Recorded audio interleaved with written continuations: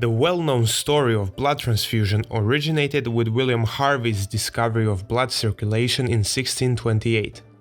He was the first physician to describe completely and in great detail the systematic circulation and properties of blood being pumped to the brain and the body by the heart, though earlier writers such as Realdo Colombo, Michael Servetus and Jacques Debois had provided precursors of the theory.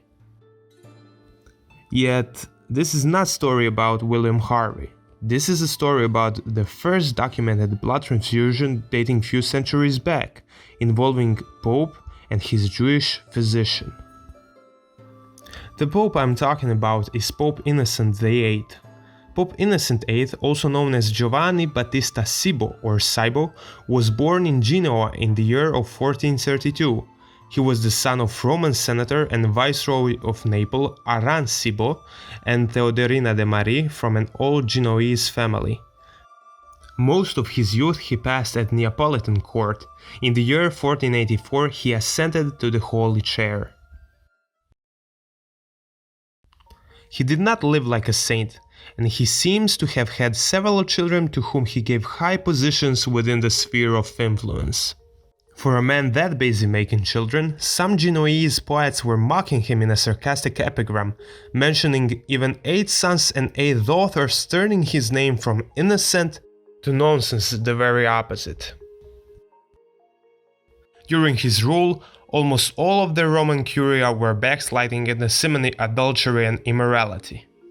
The Pope had a great hunger for money above else, which led him to come up with a number of new schemes to get money flowing back into rather large pockets of his Vatican treasury.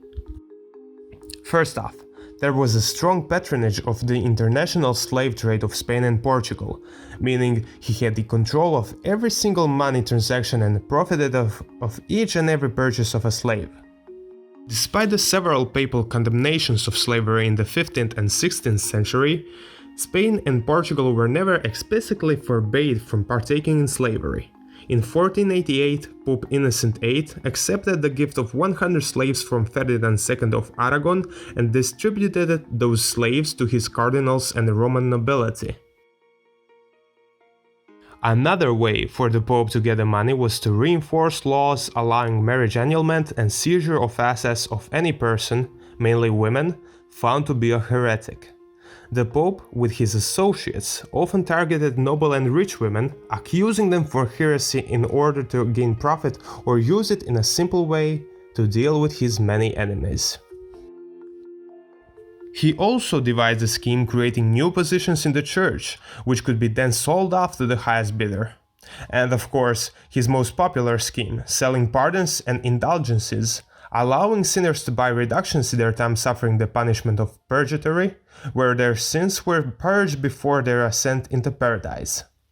When questioned on this matter, Innocent VIII replied, "Rather than the death of a sinner, God wills that he should live and pay." Fast forward a couple of years into his lavish lifestyle of gluttony, adultery and schemes, in the year 1488 the Pope suffered a stroke, putting him into bed. For 2 years Pope was lying in bed, unable to walk, and in 1490 his condition temporarily was so serious that he seemed almost dead. The story of Pope's blood transfusion has many variants, but the one I found to be one of the more interesting ones belongs to the author Paul Strathern in his wickedly entertaining read The Borgias, Power and Fortune. In the summer of 1492, amidst the stifling malaria-infested heat of Rome, Pope Innocent VIII became unwell, and it was soon clear that he was seriously ill. He began suffering from stomach pains and his digestion was severely affected. The Pope's personal physicians proved, for the most part, unwilling to take any responsible role in administering to a patient who was so evidently close to death. This was understandable in an age where medicine remained primitive and suspicions of poisoning were rife, with punishments for such misdemeanors proving drastic in the extreme. Indeed, doing nothing was often less likely to harm the patient than administering the usual accepted treatments. However, Amongst the Pope's personal physicians was a Jewish doctor called Giacomo di San Genesio, who favored his own advanced methods of medieval treatment above the more medieval practices than current. Excessive bleeding with leeches was commonplace and usually only served to weaken the patient.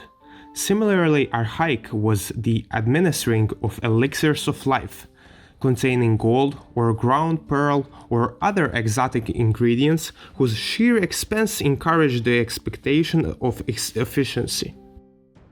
Instead, San Genesio was all for radical and experimental treatments, several of which would later be adopted by orthodox contemporary medicine. Unfortunately, many of these treatments had yet to evolve to their modern refinements, which accounted for their curative rather than their hazardous properties.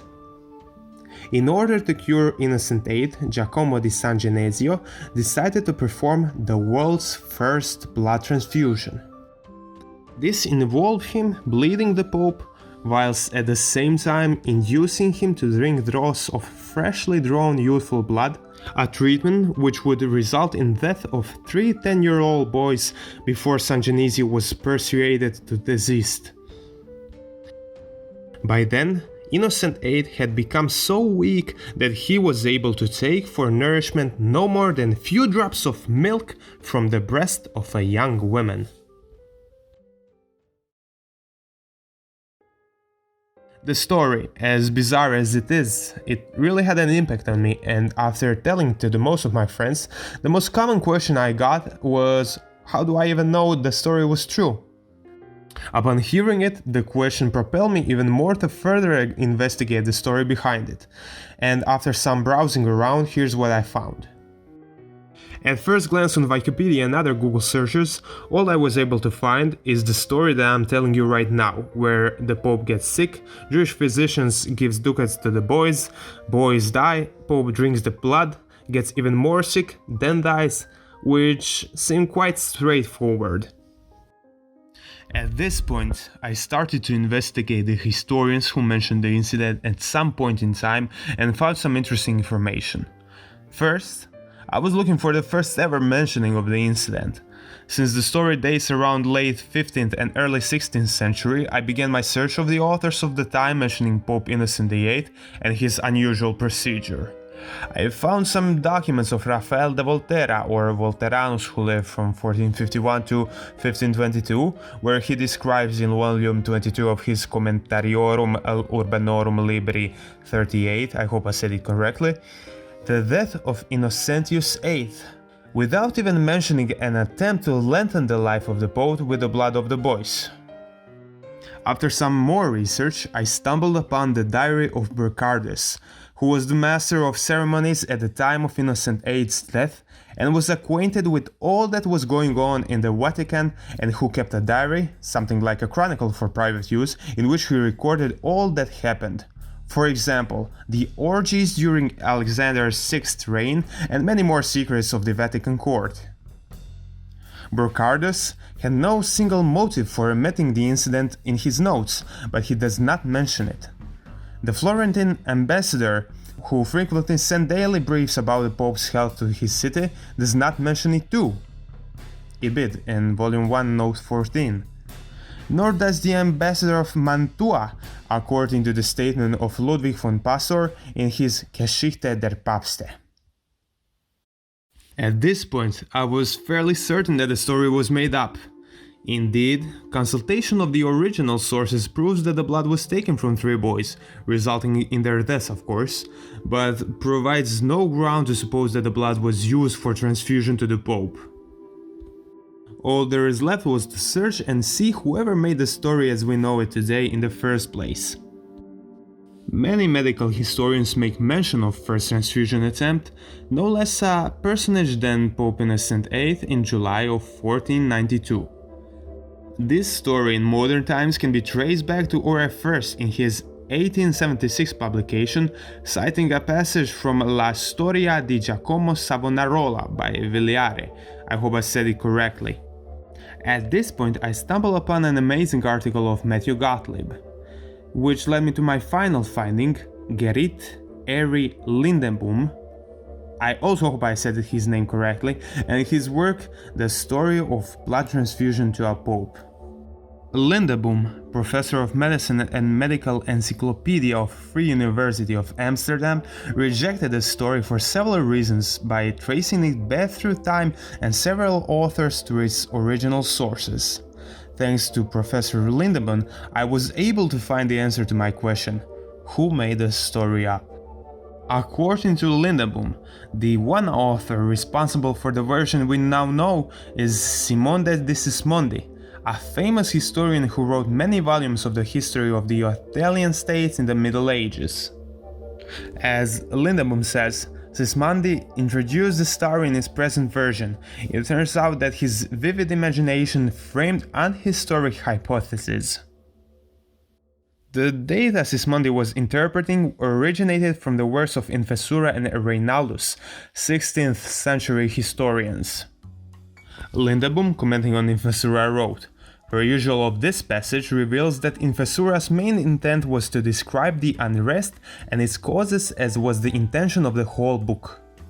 One gets the impression that the Jewish physician incidentally strayed into the city when the Pope's death was impending and said that he might save the Pope's life provided that he had the used blood.